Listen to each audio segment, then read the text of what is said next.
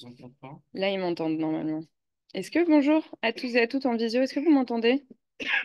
Euh, je peux pas voir si vous répondez. Oui, il y a des pouces levés. Il y a des pouces levés. Pardon. Formidable. Bonjour à toutes et à tous. Thierry Doré, professeur d'agronomie à AgroParisTech. J'ai l'honneur de présider ce jury de thèse. Il y a 80 femmes, c'est plus les personnes qui sont dans la salle. Une thèse avec qui a suscité beaucoup d'intérêt. Avant de donner la parole à Viviane, je vais demander juste aux membres du jury de dire qui ils sont, en commençant par les deux rapporteurs. Blanche Sobressin, professeur à Mines-Paris-Tech en gestion. Et Christian Ville, directeur scientifique agriculture d'INRAE. Et ensuite, les membres du jury non rapporteurs. Sébastien Treyer, directeur de l'IDRI, l'Institut du développement durable des relations internationales. Philippe Barret, professeur à l'Université de Louvain en Belgique. Laure Roussard, chargée de recherche en agronomie à l'innovation à Montpellier. 10 personnes. Nous avons donc nous avons aussi invité ici de prestige, le député Dominique Potier, qui ne pourra pas être présent pendant la totalité, mais je voulais vous présenter. Donc, Dominique Potier, député de l'intellectuel. Et nous avons les deux encadrants de la thèse de Viviane. Jean-Marc Ménard, agronome, directeur de thèse. Mourad Hamachi, chargé de recherche en sciences de gestion INRAE.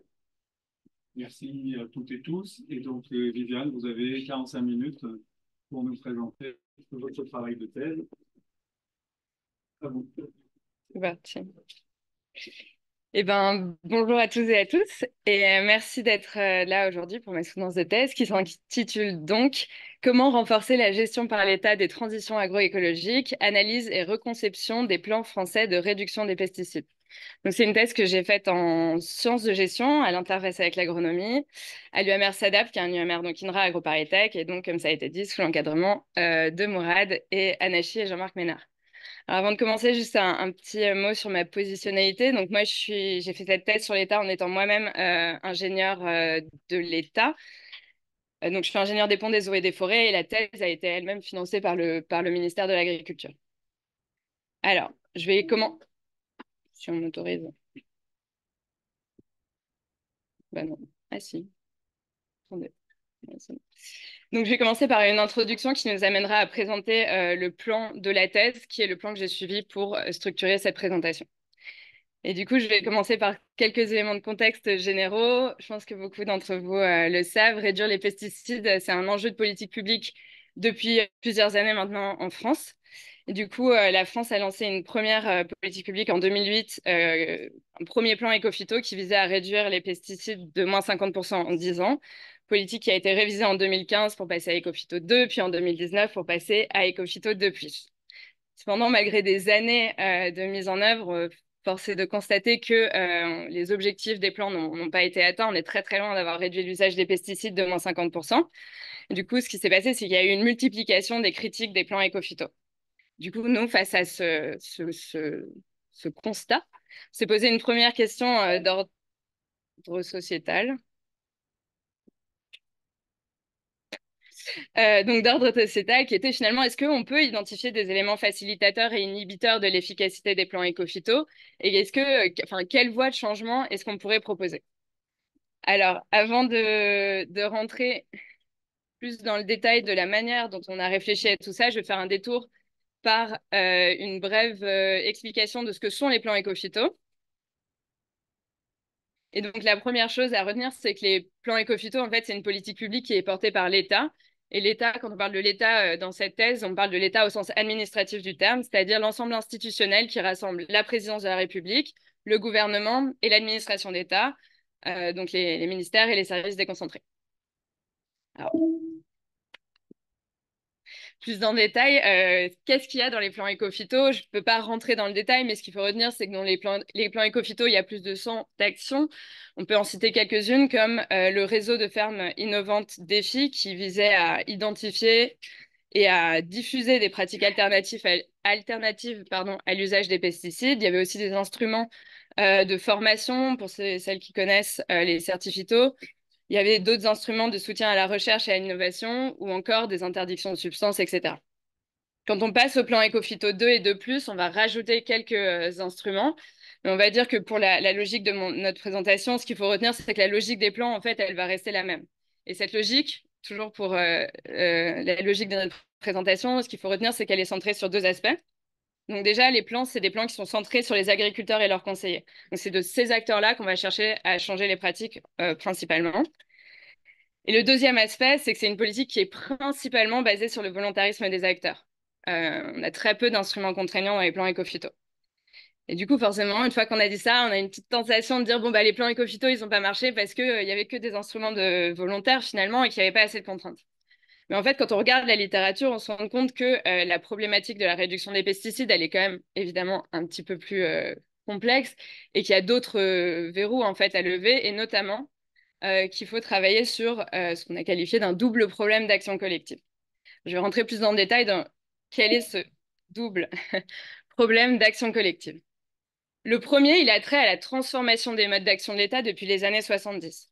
Notamment, une des grandes évolutions, c'est qu'il y a une multiplication des dispositifs de concertation dans des volontés de démocratiser la prise de décision publique qui font que l'État est un peu obligé de travailler en collectif avec les parties prenantes, à la fois pour l'élaboration et pour la mise en œuvre de ces politiques publiques. Et en fait, ce besoin de travail en collectif, il va être encore renforcé par la nature même des transitions vers la réduction des pesticides. Donc, je vais préciser ça. Et pour expliquer ça, nous, on se base dans un cadre théorique qui est la théorie des transitions des systèmes sociotechniques. Qu'est-ce qu'elle nous dit, cette théorie? Elle nous dit que la réduction des pesticides, elle est freinée par ce qu'on appelle des phénomènes de verrouillage. C'est-à-dire qu'il y a une cohérence du système existant, une interdépendance entre ses composantes qui vont empêcher le développement de nouvelles technologies ou pratiques, quand bien même celles-ci seraient plus intéressantes. Alors, je vais donner... Non. Je vais donner un exemple. On peut prendre l'exemple de la diversification des cultures, qui est un set en fait, de pratiques qui est généralement reconnu comme pouvant permettre la réduction de l'usage des pesticides. Donc en fait, si on veut diversifier les cultures, logiquement, on va devoir déjà accompagner les agriculteurs pour qu'ils fassent évoluer leur système de culture. Mais en fait, pour que les agriculteurs aient eux-mêmes intérêt à faire évoluer leur système de culture, il faut que ces cultures de diversification, elles trouvent des débouchés. Et donc ça va impliquer potentiellement toute une autre chaîne de transformation à induire. Par exemple, il va falloir potentiellement changer les chaînes de logistique pour que ces cultures de diversification soient ramassées. Des transformations peut-être au niveau du stockage, des industries de transformation, etc. Et ça peut impliquer des transformations à d'autres niveaux, d'autres échelles d'action, comme des changements au niveau des réglementations européennes ou françaises, des changements dans les modes de travail de la recherche ou encore les règles du commerce international. Donc en fait, ce qu'on dit avec ce petit schéma-là, c'est que pour sortir du verrouillage, on a un besoin de transformer les pratiques de tous les acteurs du système sociotechnique, et ça de manière relativement coordonnée. Donc, dans la thèse, on a exprimé cette idée avec une expression que je vais réutiliser, qui est qu'on a besoin d'une action collective, interorganisationnelle, multiniveau et coordonnée. Quand je parle d'action collective dans la thèse et dans cette présentation, je parle toujours d'action collective, interorganisationnelle, multiniveau et coordonnée. Donc, si on résume ce que je viens de dire, c'est que finalement, pour comprendre et dépasser les limites des plans éco-phyto, il va être nécessaire de s'interroger sur la manière dont l'action collective a été et pourrait être gérée par l'État, et donc ça à 2 niveaux. Au niveau de l'action collective pour la fabrique des politiques publiques, pour que cette fabrique, elle puisse permettre de générer des instruments d'action publique qui vont ensuite induire de l'action collective pour transformer ce qu'on a appelé le régime sociotechnique dominant, en gros le système majoritaire structuré autour des pesticides. Et en fait, quand on regarde ce qui se passe dans la littérature, c'est assez intéressant parce qu'en fait, il y a un manque, on a identifié un manque dans la littérature, c'est que globalement, elle va souligner cette problématique, ce besoin de coordination, etc. Mais en fait, elle traite peu des approches organisationnelles et de gestion de l'action collective qu'on pourrait déployer. Et du coup, nous, pour répondre à la fois à notre problématique sociétale et à ce manque qu'on a identifié dans la littérature, on a formulé la problématique suivante. Hop. Donc, on s'est demandé comment renforcer la gestion par l'État de l'action collective pour la réduction de l'usage des pesticides. Il y a des pièces devant si vous voulez. Et donc, pour répondre à cette question, on a déployé un cadre d'analyse transversale qui est un cadre d'analyse pragmatique, qui est le cadre des situations de gestion. Alors, pour nous, ce concept il est intéressant parce qu'il permet vraiment de penser de manière assez fondamentale qu'est-ce que ça veut dire finalement que gérer l'action collective. Et du coup, Girin, il nous dit qu'une situation de gestion, c'est une situation où des participants sont réunis et doivent accomplir dans un temps déterminé une action collective qui conduit à un résultat qui est soumis à un jugement externe. Donc, il nous donne un peu les critères d'analyse de ce que c'est qu'une situation de gestion. Dans une situation de gestion, lorsque les participants sont face à une problématique, ils vont s'engager dans ce que Dewey appelle un processus d'enquête, c'est-à-dire qu'en fait, ils vont chercher à créer des connaissances pour construire une interprétation compatible entre eux du problème auquel ils font face. Et donc, en fait, ça va leur permettre de s'accorder sur les leviers d'action à actionner et donc d'agir ensemble. Ensuite, on a défini une structure de la thèse pour répondre à notre problématique. Donc, j'ai remis la problématique en haut. Cette structure, elle répond aux 2 niveaux d'analyse que j'ai mentionnés plus tôt. Donc, le chapitre 1, il visait à analyser les processus d'élaboration collective des plans éco-phyto au niveau national. Le chapitre 2, il concernait l'autre niveau, donc il visait à analyser la mise en œuvre d'instruments des plans éco-phyto qui visaient à induire l'émergence d'une action collective pour la réduction des pesticides. Et donc, on a mobilisé les connaissances générées dans ces 2 chapitres pour le 3e, qui était un chapitre de recherche plus ingénierique et qui visait cette fois-ci à repenser les politiques publiques de réduction des pesticides en mobilisant une démarche de conception innovante. Et bien entendu, on a synthétisé les apports de ces 3 chapitres et on les a discutés dans un dernier chapitre de discussion générale.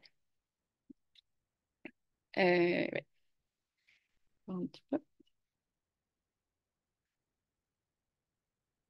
Et donc maintenant, on va passer à la présentation des résultats du premier chapitre de cette thèse qui concernait donc l'élaboration des plans éco-phyto. Alors, l'objectif de ce premier chapitre, c'était d'analyser les pratiques des agents publics afin d'identifier des pistes d'amélioration. Ce chapitre, il a donné lieu à un article qui est en cours de soumission à la revue Agricultural Systems. Comme cas théorique et méthode, donc ça j'ai déjà dit, on a considéré l'élaboration des plans comme une situation de gestion. Et donc, pour nos données, en fait, on a effectué 26 entretiens semi-directifs avec les parties prenantes qui ont participé à l'élaboration des plans. J'ai mis la synthèse des personnes interrogées dans le tableau à gauche. On a complété cette analyse par une analyse de la littérature grise. Et on a cette récolte de données plutôt, et on a analysé le tout en codant les données sur le logiciel NVivo, ce qui nous a permis d'identifier en fait des termes récurrents. Et on a structuré le tout grâce à une analyse narrative. C'est une méthode qui permet de retracer en fait les évolutions des modes de gestion de l'action collective à travers une période étudiée. Donc, si on passe au résultat, je ne peux pas rentrer évidemment dans les détails de la narration, mais ce qu'il faut retenir, c'est qu'en 2008, l'État a lancé un processus multi-acteurs pour élaborer les plans et qu'il y avait une vraie dynamique positive au début qui va se détériorer au fil du temps. Et à la fin de la période étudiée, donc autour de l'année 2021, on se retrouve dans une situation de blocage total de l'action collective et de la planification collective. Et je pense que malheureusement, les événements récents montrent la situation de blocage, que la situation de blocage enfin, c'est pas résolu en fait. Et tout ça, bien évidemment, dans une situation où on n'avait pas réduit significativement les usages de pesticides.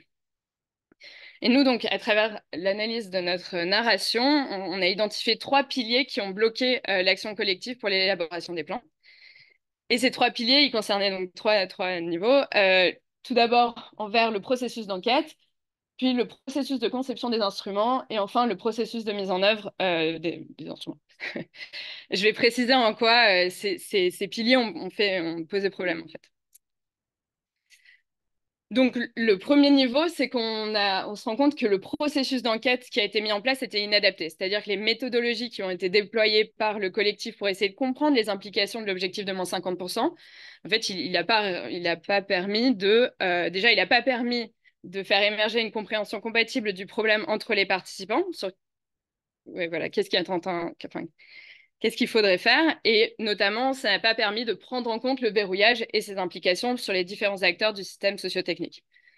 Donc, les acteurs ne se sont pas mis d'accord sur les leviers d'action, et donc ça a impacté notre deuxième pilier, qui est la conception des instruments, et qui s'est faite plutôt par une superposition d'idées indépendantes. On n'a pas eu la construction d'une politique systémique qui permet d'agir sur les verrous de manière coordonnée, un peu idéale, quoi. Et la construction d'éco-phyto, ça s'est plutôt fait par une agrégation d'idées qui ont été apportées par les acteurs. Et du coup, on se retrouve avec des instruments qui sont relativement déconnectés les uns des autres. Ça va induire nécessairement un morcellement en fait de la politique publique qui va être encore renforcée par la manière dont la mise en œuvre a été structurée. C'est-à-dire que la mise en œuvre, donc, elle a été morcelée. C'est-à-dire en fait, la manière dont les ministères ont structuré la mise en œuvre, ils l'ont faite par des processus de délégation aux acteurs agricoles, notamment les instituts techniques, pardon, et les chambres d'agriculture. Et ces délégations, cette mise en œuvre fonctionnait largement en silo, et ce qui a renforcé encore l'aspect morcelé de la politique publique. D'accord. Alors, du coup, une fois qu'on a fait cette analyse, nous, forcément, on s'est demandé, mais en fait, qu'est-ce qui explique ces difficultés? Parce que c'est là que ça devient intéressant.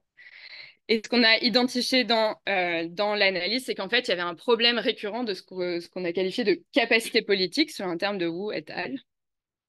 Alors, les capacités politiques, ce sont des compétences et des ressources qui sont nécessaires pour exercer des fonctions liées aux politiques publiques. Alors, quand on dit qu'il y a un problème de capacité politique, c'est important de préciser que ça ne veut pas dire que c'est les agents qui sont incompétents. Ça veut dire que leurs compétences ne sont pas nécessairement adaptées aux nouveaux enjeux des transitions, ou alors, et comme c'est souvent le cas, que les ressources à leur disposition, mises à leur disposition par leurs propres organisations, ne sont pas nécessairement adaptées. Dans la thèse, on identifie plusieurs capacités politiques spécifiques qui seraient nécessaires de renforcer pour améliorer les processus d'élaboration des politiques publiques. Je ne vais pas rentrer dans ce détail-là et je vais juste donner deux exemples. Le premier exemple, c'est les capacités politiques pour gérer un processus d'enquête. En fait, on s'est rendu compte qu'il y avait un problème de capacité des agents pour soutenir la construction de visions compatibles du problème. Parce qu'en fait, c'est pas dit comme ça, ça paraît prosaïque, mais en fait, c'est très compliqué d'arriver à construire des visions compatibles d'un problème. Et du coup, un exemple, c'est qu'il y a eu des grands débats très techniques assez intéressants sur quel était le bon indicateur de suivi de l'évolution des pesticides, comment on comptait ces évolutions, etc. Mais il n'y a pas eu, dans les plans éco-phyto, de débat de même ampleur sur quels pourraient être les outils pour expliquer l'évolution des pesticides. Donc, très simplement, on se retrouve dans une situation où les participants sont incapables de s'accorder sur les raisons de l'absence de baisse et donc sur les leviers à actionner. Un deuxième exemple qu'on peut donner, c'est les capacités pour la co-conception d'instruments interdépendants, multiniveaux et multidimensionnels, donc pour faire le pendant d'une superposition d'idées indépendantes. Et ce dont on se rend compte, c'est qu'en fait, pareil, les agents n'avaient pas de méthode à leur disposition pour concevoir des instruments interconnectés adaptés au verrouillage. Parce que pareil, c'est quand même très compliqué de faire ça. On pourrait donner, par exemple, et j'y reviendrai plus tard, des méthodes de design pour capturer la complexité. Donc forcément, même face à un problème complexe et nouveau, on va reproduire des routines d'action publique. Donc, j'ai mis le verbatim d'un agent que j'ai interrogé du ministère de l'Agriculture qui, par ailleurs, était assez haut placé, donc ça dit quand même quelque chose, je trouve. Cette personne nous a dit, si on cherche à réduire l'usage des phytos, qui a un axe formation, un axe recherche et un axe surveillance ou expérimentation, c'est quelque chose qui vient assez vite à l'esprit. Dans tous les plans que je connais, il y a toujours un volet formation et recherche. Donc voilà, ça c'était juste deux exemples de capacités qui étaient manquantes pour la construction des plans. Donc plus largement, en fait, pour discuter de ce chapitre, finalement, ce qu'on peut dire, c'est que ce chapitre, il nous donne un premier niveau de réponse à notre problématique sur comment renforcer la gestion par l'État de l'action collective. Et du coup, ce qu'on dit, c'est qu'il y a un besoin de renforcer les capacités politiques pour l'élaboration des plans. Mais en fait, ce qui est intéressant, c'est aussi que, c'est le mot récurrent que je n'ai pas remis là, c'est que les agents se sont retrouvés face à un problème qui se répète dans le temps. Alors, on peut comprendre qu'il y a un problème au début, face à un problème émergent, mais la question, c'est pourquoi, en fait, on retrouve ce problème tout au long de l'histoire des plans. Et du coup, ce que ça dit, c'est qu'il y a aussi un besoin de renforcer l'adaptabilité des ministères face à de nouveaux enjeux. Ça, si on prend un terme de sciences de gestion, ça veut dire qu'il faut renforcer ce qu'on appelle les capacités dynamiques des organisations publiques. C'est un terme de Tissot et al. Qui qualifie la capacité d'une organisation à intégrer, construire et reconfigurer des compétences pour faire face à des environnements en mutation rapide.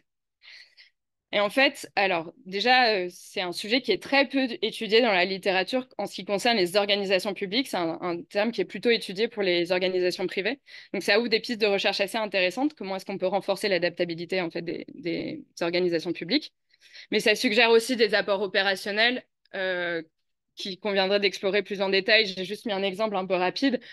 Par exemple, est-ce que ça impliquerait pas qu'il faudrait remettre les questions de gestion RH des ministères au cœur des transitions, alors que pour l'instant, on considère un peu que c'est un sujet de mise en œuvre périphérique, quoi. Voilà. Donc ça, c'est notre premier niveau d'analyse. Et maintenant, on va passer à notre deuxième niveau d'analyse, donc qui est l'analyse de la mise en œuvre d'instruments des plans éco-phyto pour l'action collective. Alors là, je vais vous amener dans la logique qu'on a eue pour construire ce chapitre. C'est que finalement, on s'est dit qu'il y a deux logiques d'action. Enfin, l'État peut se retrouver dans deux logiques d'action possibles face à une situation de verrouillage. La première situation, c'est que l'État, il connaît super bien le système sur lequel il souhaite agir, il va connaître les sources de verrouillage. Bah, dans ce cas-là, il peut sait faire, il va faire des instruments pour induire des transformations de partout où il y a des verrous et il va s'occuper lui-même de gérer la coordination de toutes ces transformations. Mais il y a une autre situation qui peut être concomitante, mais qui arrive très souvent dans le cas des transitions écologiques, qui est que en fait, l'État, il connaît l'objectif final qu'il souhaite atteindre, donc moins 50% de pesticides, mais pas nécessairement les manières les manières d'y arriver.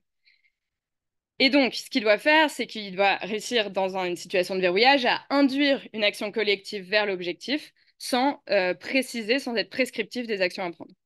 Donc, nous, on a dit qu'il devait déployer ce qu'on a appelé des instruments de gestion collective, pour reprendre un terme de ZAM. Donc, dans ce chapitre, on s'est demandé finalement comment est-ce qu'on peut renforcer ces instruments de gestion collective pour soutenir l'émergence d'une action collective interorganisationnelle, multiniveau et coordonnée pour le déverrouillage. Hop. Pour répondre à cette question, on a étudié le cas de 3 instruments de gestion collective des plans éco-phyto qui ont été choisis pour la diversité de leur manière d'induire l'action collective. Nos données, elles sont issues d'entretiens semi-directifs avec les parties prenantes qui ont été chargées de la mise en œuvre. Et on a complété ça par une analyse de la littérature grise, qui était assez abondante. Et on a codé le tout sur la base du concept de situation de gestion. Pour chaque cas, on a analysé les effets des instruments sur la structuration de situation de gestion. On a identifié ensuite des difficultés rencontrées par les acteurs pour cette structuration. Et ensuite, on a identifié des freins et des leviers empiriques pour chaque difficulté. Alors, je vais présenter quels sont les 3 cas qu'on a étudiés. Alors, le premier cas, c'était un cas de participation, de participation directe de l'État à l'action collective qui était soutenu par une contrainte réglementaire. C'est, je pense que vous en avez entendu parler, l'interdiction des néonicotinoïdes en betterave et le plan national de recherche et d'innovation. Donc, en 2018, les néonicotinoïdes ont été interdites en France pour la filière betterave-sucre. Et en fait, elles ont été réautorisées presque chaque année par le biais de dérogations. Et du coup, en 2020, face au fait que la filière n'arrivait pas à sortir de l'usage des néonicotinoïdes, l'État a piloté de manière très directe un plan de R&D qui visait à identifier des solutions. Le cas numéro 2, c'est un cas de participation directe de l'État à l'action collective sans contrainte réglementaire. C'est le cas des feuilles de route régionales. Alors en fait, dans le plan Ecophyto 2, l'État prévoyait que les directions régionales du ministère de l'Agriculture, donc les DRAF, animent à la fois l'élaboration et la mise en œuvre de stratégies locales multi-acteurs qui visaient d'une part à adapter les plans nationaux aux réalités territoriales et d'autre part à faire émerger des projets bottom-up plus locaux. Notre deuxième cas. Et du coup, on a fait un troisième cas, qui est un cas, cette fois-ci, où l'État a délégué l'action collective à des acteurs non étatiques, enfin la gestion de l'action collective, selon des critères qu'il avait définis en partie. Et c'est le cas des plans de filière des États généraux de l'alimentation. Et des petites images. Du coup, en 2017, lors des États généraux de l'alimentation, le président de la République, Emmanuel Macron, a chargé directement les interprofessions d'animer des plans de transformation de leur filière, qui devaient répondre à plusieurs objectifs fixés donc, par le gouvernement, dont la réduction de l'usage des pesticides. Et ils avaient à peu près 3 mois pour faire ça. Alors, je ne peux pas rentrer dans le détail des résultats pour chaque cas, mais ce qui est intéressant en fait dans l'analyse des cas, c'est qu'ils étaient assez différents dans leur manière d'agir sur l'action collective, mais qu'on retrouve quand même des résultats transversaux. Le premier, c'est un résultat qui est peut-être le plus simple, c'est qu'il y a un... Mais peut-être le plus important aussi, je ne sais pas. Qui a un vrai potentiel en fait des instruments de gestion collective, dans le sens qu'ils ont permis d'induire l'émergence et la structuration de projets pour la réduction des pesticides. Ils ont amené des discussions sur la table. Les acteurs ont été mis en mouvement. Il s'est passé des choses. Néanmoins, on s'en doute, aucun de ces instruments n'a vraiment permis de structurer de réelles situations de gestion pour le déverrouillage. Et du coup, nous, on a identifié des difficultés autour de 3 piliers de l'action collective et on a identifié des freins et des leviers empiriques pour chaque difficulté. Je ne peux pas détailler les freins et les leviers empiriques, mais je veux vous présenter quels sont les 3 piliers qui ont posé des difficultés.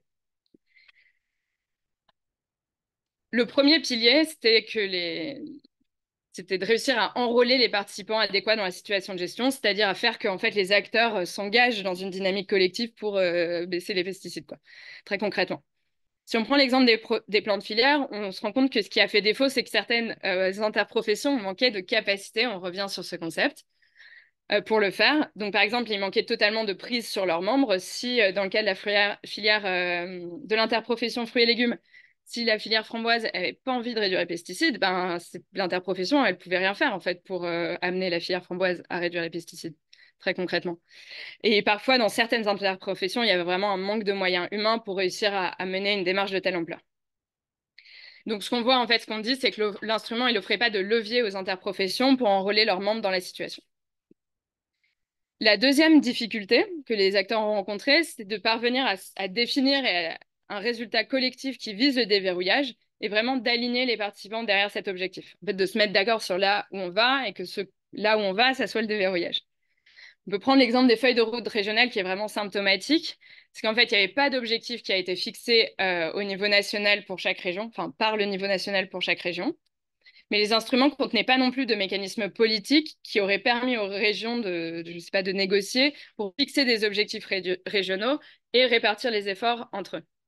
Et du coup, le fait de devoir définir des objectifs est retombé sur les agents des DRAF qui manquaient totalement de ressources pour faire un exercice aussi politique, en fait, parce qu'ils manquaient totalement de légitimité et voilà, de soutien politique.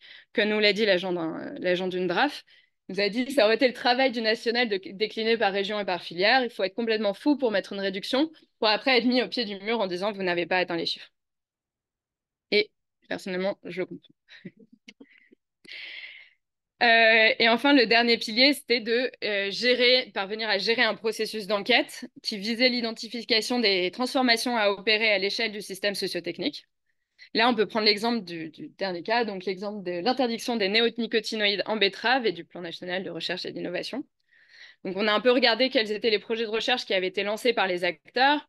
Et en fait, on a regardé notamment les projets de recherche de la filière betterave-sucre avant l'intervention du PNRI. Et ce qu'on se rend compte, c'est que ces projets de recherche étaient initialement centrés sur des changements de pratiques à l'échelle de la parcelle, enfin, ou de la ferme, quoi. Donc, on va chercher des variétés alternatives, des pesticides alternatifs, mais on ne va pas étendre l'enquête au système sociotechnique dans son ensemble. Et à nouveau, on retombe sur en fait deux problèmes. Déjà, un manque de capacité pour étendre l'enquête et aussi un problème d'orientation stratégique des organisations de la filière. Je vais juste illustrer avec un entretien que j'ai fait avec un salarié de l'ITB, qui est l'Institut technique de la betterave. Donc, je leur ai demandé, en fait, mais à l'ITB, est-ce que vous avez des personnes qui réfléchissent vraiment à l'organisation de la filière et à comment changer cette organisation de filière? Et du coup, cette personne m'a répondu non, c'est pas dans nos missions. Donc non, on n'a pas les ressources sur place disponibles pour faire cette recherche, et c'est pas dans nos missions, c'est pas nos orientations stratégiques à ce jour d'orienter nos ressources vers cette réflexion à l'échelle de la filière. Donc, au final, ce chapitre, il nous donne un deuxième niveau de réponse à notre problématique sur comment renforcer la gestion par l'État de l'action collective. C'est déjà, il nous montre l'intérêt d'investir et de renforcer de renforcer ces instruments de gestion collective. Alors, nous, pour synthétiser les apprentissages de notre analyse, on a créé un outil sous forme de checklist qui vise, j'ai mis une capture d'écran à gauche, qui vise en fait à guider les designers de ces instruments pour éviter de répéter les erreurs qu'on a identifiées dans notre analyse. Et en fait, ce que ça dit principalement, c'est que finalement, il faut travailler pour renforcer ces instruments pour que ceux-ci soient en mesure de renforcer les capacités des acteurs. Dans le chapitre, on voit qu'il y a un besoin de renforcer les capacités des services déconcentrés, des DRAF, mais aussi des organisations agroalimentaires elles-mêmes pour qu'elles soient en mesure de répondre à ce que à ce que l'instrument leur demande de faire, en fait. Et l'autre aspect, donc c'est avec ce que j'ai montré avec l'ITB, c'est qu'il y a aussi un besoin de réfléchir aux orientations stratégiques des acteurs pour vérifier si finalement, est-ce qu'il y a vraiment des gens qui sont en charge de réfléchir à ces transformations organisationnelles, ou est-ce qu'on n'a que des gens, en fait, qui travaillent au niveau technique, très simplement. Et maintenant, donc, on a mobilisé en fait les connaissances de ces deux chapitres pour nourrir le troisième qui visait, comme j'avais dit en introduction, à repenser les politiques publiques de réduction des pesticides en mobilisant une démarche de conception innovante. Alors, la logique de ce chapitre, c'est que dans le chapitre 1, je suis passée très vite dans cette présentation, mais on avait identifié un manque de capacité en co-conception de politique publique, en design. Et en fait, ce qu'on voit dans la littérature, c'est que finalement, il y a de la littérature sur le design de politique publique, elle existe, mais il y a très peu de recherches sur les méthodes de design qui visent spécifiquement à générer des idées d'instruments de politique publique. Du coup, nous, on a souhaité travailler là-dessus en explorant l'apport d'une démarche de design, donc de conception, qui est la conception innovante. Alors, pour ça, donc notre cadre théorique, c'est le cadre théorique de la théorie CK pour Concept Knowledge, qui définit la conception innovante comme une approche de conception qui va chercher en fait à redéfinir vraiment les caractéristiques de l'objet à concevoir en proposant une coévolution large, à la fois des connaissances mobilisées et des connaissances, donc des idées qu'on souhaite inventer. Notre dispositif de recherche, il a été basé sur 2 jours, 2 ateliers d'une journée qu'on a fait en début 2023 avec 6 participants. Donc 3 personnes de l'équipe de recherche, 2 personnes de l'administration d'État et un agriculteur qui était aussi le représentant d'une organisation publique agricole. Comme méthodologie, on a utilisé la méthodologie KCP qui allie des phases K pour knowledge, de partage de connaissances, des phases C pour concept, d'exploration dirigée des idées, et des phases P pour proposals, une proposition, qui vise à synthétiser les résultats dans une stratégie concrète. Cette phase P, nous, on l'a faite à part, juste avec l'équipe de recherche. Et du coup, je vais vous présenter les résultats de cette démarche de conception. En fait, on est parti de ce qu'on appelle un C0, donc c'est l'objet qu'on cherche à concevoir, qui avait été reformulé par les participants et qui s'était formulé de la manière suivante. Une politique publique qui permet d'en finir avec les problèmes posés par les pesticides en grande culture en France métropolitaine. Alors, grande culture France métropolitaine, c'est nous qui l'avions imposé aux participants pour essayer de cadrer un peu l'exploration. Et du coup, ce qu'on a conçu, c'est ce qu'on a appelé, ces 3 scénarios de politique publique. Dit simplement, c'est des ensembles de propositions innovantes qui sont interdépendantes et qui visent à repenser les politiques publiques de réduction des pesticides. Alors, j'ai présenté nos résultats dans l'arbre de conception qui est à gauche, à votre droite. Donc en blanc, il y a les éléments qui correspondent à ce qu'on appelle le dominant design. C'est ce qui est fait habituellement dans les politiques publiques de réduction des pesticides en France. Et en bleu, c'est les propositions issues des ateliers. Alors si on commence par le haut, la première chose sur laquelle on a essayé, les ateliers ont permis de travailler, c'était de s'éloigner de ce qui est fait habituellement, c'est-à-dire que les politiques publiques, elles vont généralement travailler au sein du paysage organisationnel existant. Et donc, le premier scénario, qui est le scénario 3, il propose de faire des politiques publiques qui vont transformer les organisations agroalimentaires. Le deuxième aspect, donc, cette fois, c'est les scénarios 1 et 2, pardon, ils sont un peu différents parce qu'ils cherchent à proposer de nouvelles manières de construire, en fait, les politiques publiques. Et du coup, cette fois-ci, on a cherché à s'éloigner du fait que les politiques publiques, généralement, c'est des politiques nationales, centrées sur les agriculteurs et qui vont peu s'adapter aux territoires et aux filières. Et donc, les scénarios 1 et 2, ils ont des éléments communs dans ce qu'ils cherchent à déployer des méthodes pour permettre la création de politiques systémiques qui vont s'adapter à la diversité des territoires et des filières.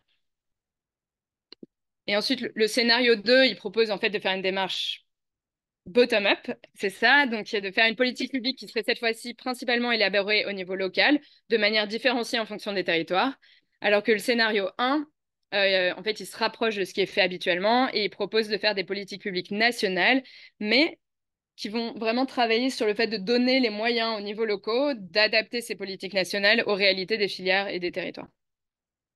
Alors, je vais donner quelques exemples plus précis de ce qu'il y a dans ces scénarios. Si mon ordinateur le veut bien. Voilà. Donc, le scénario 3, en fait, il va proposer des principes de travail qui sont structurés autour de 3 voies complémentaires. La première voie, ça va être de transformer les organisations, le fonctionnement, des organisations agroalimentaires. La deuxième voie, ça va spécifiquement essayer de travailler pour redonner du pouvoir d'agir à l'administration d'État et on explique comment ça pourrait être fait. Et le dernier point, en fait, cette fois-ci, c'est de travailler sur ce qu'on appelle des intermédiaires de transition. Alors, les intermédiaires de transition, c'est des individus ou des organisations qui seraient manquantes aujourd'hui et qui permettraient de remplir certaines fonctions de coordination qui sont nécessaires aux transitions. Donc, les scénarios 1 et deux, comme j'ai dit, sont différents. Ils visent à repenser les modes de fabrique et de mise en œuvre des politiques publiques. Ils allient aussi des principes de travail. Et on a fait des propositions sur comment penser qui doit participer à l'élaboration des politiques publiques, comment est-ce qu'on organise l'enquête, comment est-ce qu'on définit les objectifs, etc. Et on a plusieurs autres principes de travail. Un exemple de principe de travail qu'on donne, et je souris parce que en révisant, je me disais que c'était très adapté à ce qui se passait en ce moment. C'était qu'on suggérait de repenser les méthodes pour approfondir le dialogue lors de la mise en œuvre des politiques publiques sur les territoires. Et donc pour ça, les ateliers ont proposé de créer des postes de médiateurs locaux. Et donc pour expliquer en quoi des médiateurs locaux sont différents d'animateurs éco-phyto en DRAF, un participant disait, un animateur éco-phyto en DRAF, il a un territoire très grand, il doit gérer des appels à projets, défis, des machins, des trucs. Il n'est pas légitime pour aller parler au président de la Chambre d'agriculture.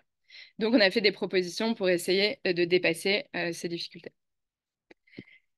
Donc, forcément, ce qu'on s'est demandé après tout ça, c'est quels étaient les apports de ces scénarios et qu'est-ce qu'on peut dire sur la démarche qu'on a déployée. Donc, on a principalement regardé l'originalité en fait de ces scénarios par rapport à la littérature existante. Il y a plusieurs points assez originaux. Pour moi, ce qui est le plus important, c'est que finalement, les principes théoriques qu'on a déployés en eux-mêmes, ils sont pas isolément, ils sont pas forcément. Enfin, on a déjà entendu parler de démarche bottom-up, voilà.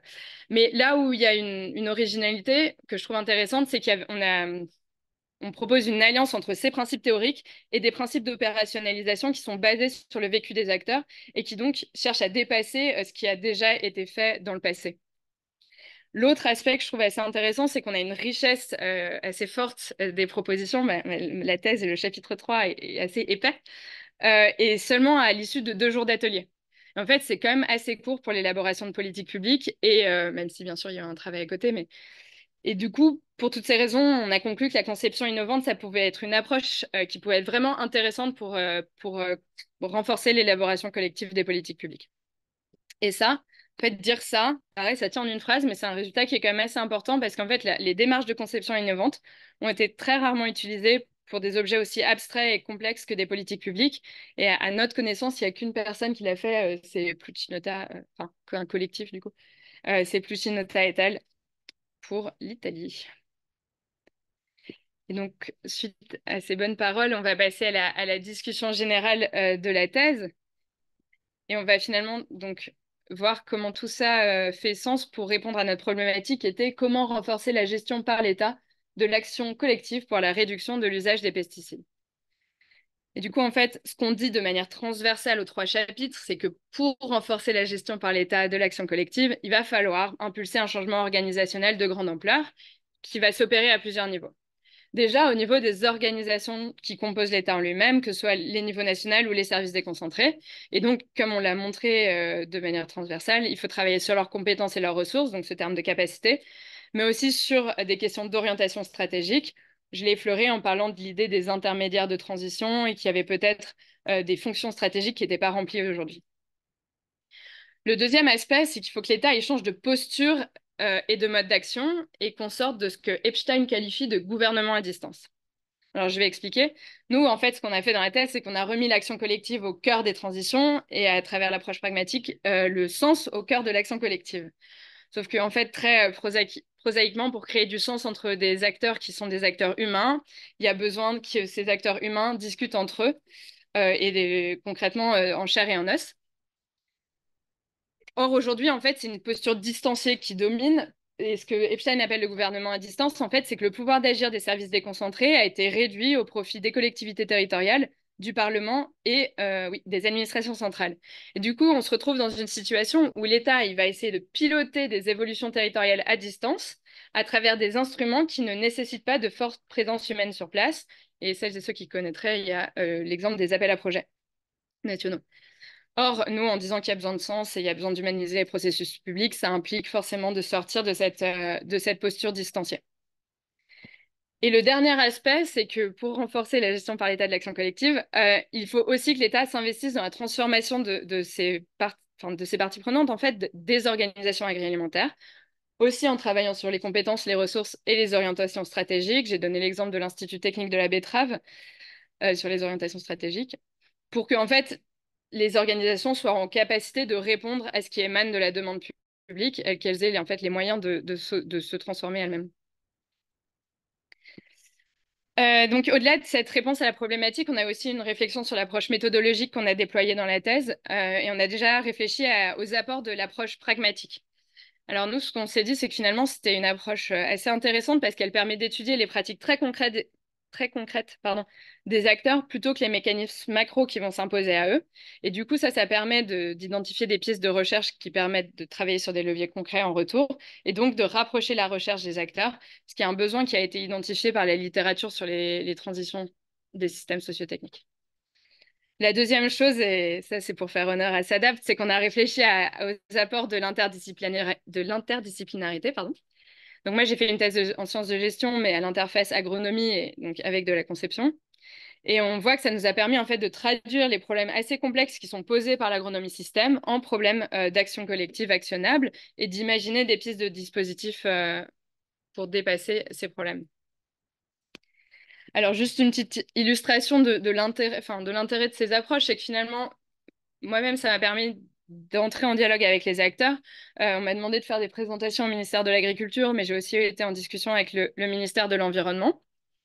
On peut aussi regarder ce qui se passe dans les plans Éco-Phyto 2030, donc les futurs plans Éco-Phyto qui sont un peu en suspens, mais je crois qu'ils vont être maintenus. Et moi, dans la version à laquelle j'avais eu accès en novembre, qui est un document de concertation non public, il y avait encore dans cette version-là une proposition de réitérer l'exercice des feuilles de route, mais en fait, les agents qui avaient été en charge de la rédaction de ce plan avaient aussi identifié un problème de méthode dans l'élaboration des feuilles de route.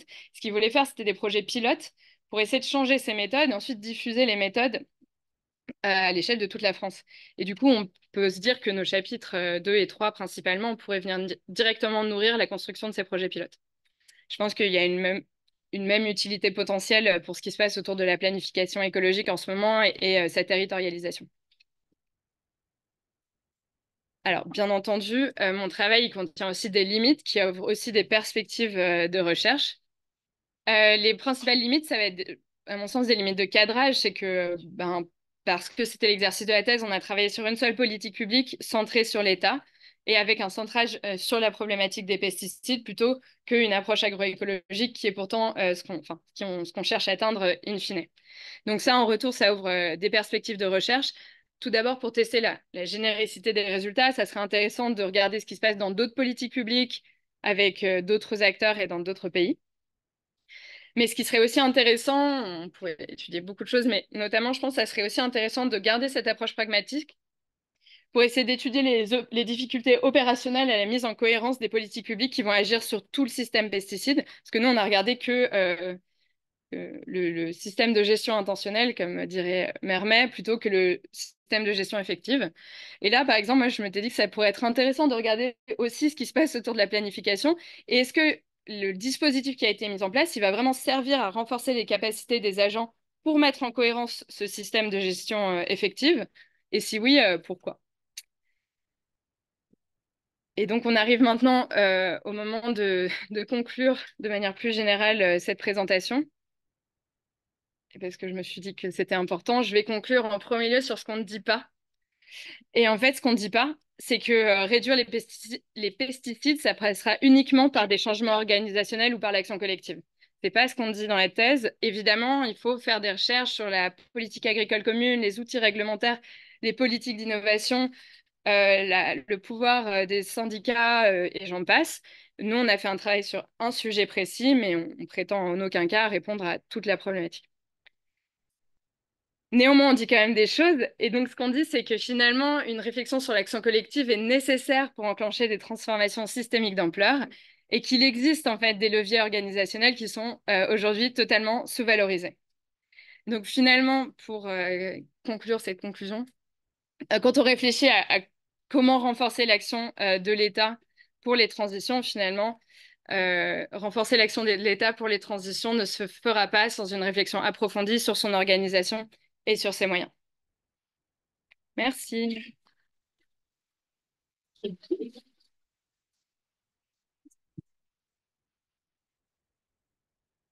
Merci beaucoup.